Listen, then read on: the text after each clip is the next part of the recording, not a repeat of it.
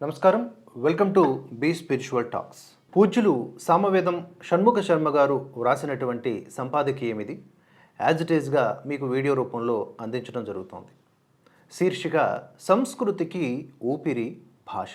ఈ మధ్యకాలంలో భాషా శాస్త్రవేత్తలు కొంతమంది తమ పరిశోధనల ద్వారా తేల్చిన విషయం ఏమిటంటే, అత్యాధునిక సాంకేతిక యుగ ప్రభావం వల్ల క్రమంగా దేశ భాషలు నశించిపోయే అవకాశం ఉంది అని.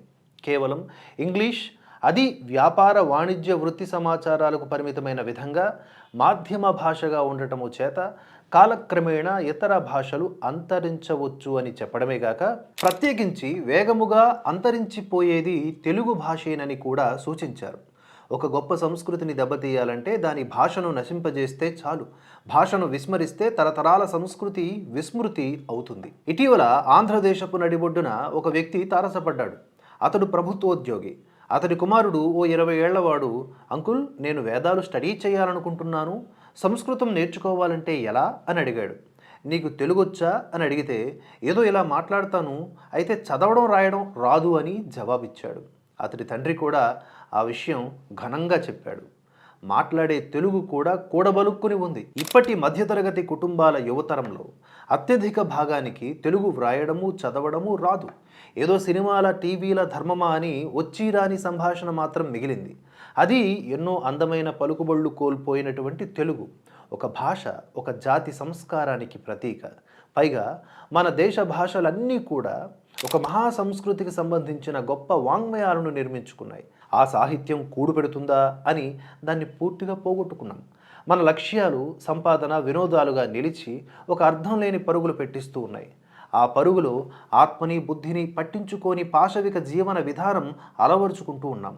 కానీ ఎప్పుడైనా రానున్న తరాలలో ఆసక్తి రగిలి మన సనాతనత్వం గురించి తెలుసుకోవాలని ప్రయత్నించినా అప్పటికి వీటి ఆనవాళ్లు కూడా మనం మిగుల్చుతామో లేదు. ఇందులో పెద్దల అశ్రద్ధ చాలా ఉంది. భాష దాని సహజమైన రీతిలో పలుకుబళ్లతో సహా బ్రతికినప్పుడే ఆ భాషలోని కమ్మదనం గొప్పదనం తెలుస్తుంది. ఏదో మొక్కుబడిగా అక్షరాలు నేర్చుకుని కూడబలుక్కుని చదివేశాం అనిపించుకుంటే చాలదు. భాషతో బ్రతకడం అలవరుచుకుంటేనే ఆ భాష యొక్క ఆత్మను ఆవిష్కరించుకోగలం.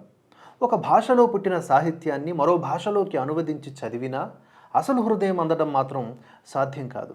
ఆ పలుకబళ్లలో జాతీయాలలో ఉండే సొగసు మరో భాషలోకి ఒదగడం కష్టం. అవన్నీ మర్చిపోతే వాటిలోని సౌందర్యాన్ని ఆస్వాదించడమే మృగ్యమైపోతుంది.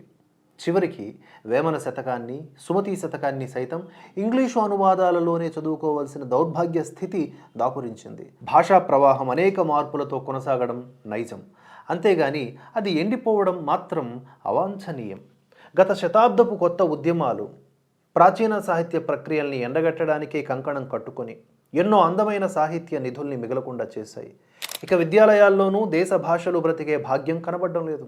కొన్ని విద్యాలయాల్లో తెలుగులో మాట్లాడితే జరిమానా విధించడమో, టీసీ ఇచ్చి పంపించేసేయడమో కూడా చేస్తున్నారు. ఇలా పనిమూని భాషానాశనం చేయడాన్ని ఏ ఒక్కరూ నిరసించడానికి కూడా ముందుకు రావడం లేదు. ఉన్న తెలుగు వాచకాలలో కూడా మునుపటి ప్రామాణికత లేదని వాటి భాషా మాధురి తెలిసిన వారంతా అంగీకరిస్తూ ఉన్నారు. అందరికీ అర్థం కావాలి అనే నినాదంతో చౌకవారు తెలుగును కూడా వాడకాలలో ఉపయోగిస్తూ ఉన్నారు. అలాంటి భాషను వాడాల్సిన అవసరం పత్రికలకు ఉంటుందేమో కానీ వాచకాలకు అనవసరం. భాష పుష్టి పెంచడానికి ఈ వాచకాలు ఉపాధ్యాయులు ఉపకరించాలే కానీ భాషను పలచపరచడానికి కాదు. నన్నయ్య, తిక్కన, పోతన, శ్రీనాథ, అన్నమయ్య, త్యాగయ్య వీరందరి పేర్లు కూడా మరిచిపోయే కాలం ప్రత్యక్షం కానుంది. ఏనాడో వారి వాంగ్మయాల్ని వదిలేశాం. పేర్లు మాత్రం ఇంకా మిగిలిన ఆ తరం వారు గుర్తుపెట్టుకుని ఉన్నారు. అవి వారితో పాటు తరలిపోతాయి.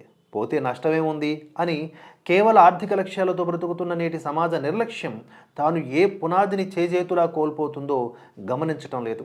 మహా దౌర్భాగ్యం ఏమిటంటే ఇంత దుస్థితి తెలుగు భాషకే పట్టింది.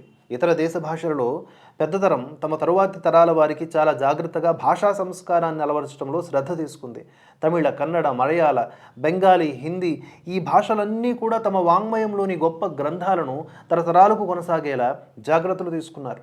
అక్కడి ప్రభుత్వాలు అందుకు ఉద్యమిస్తూ ఉన్నాయి. తేట తెలుగు, తీపి తెలుగు అనిపించుకుంటున్న మన భాషలోనే ఈ వికృతి ధోరణి బలపడుతూ ఉండటం విచారకరం.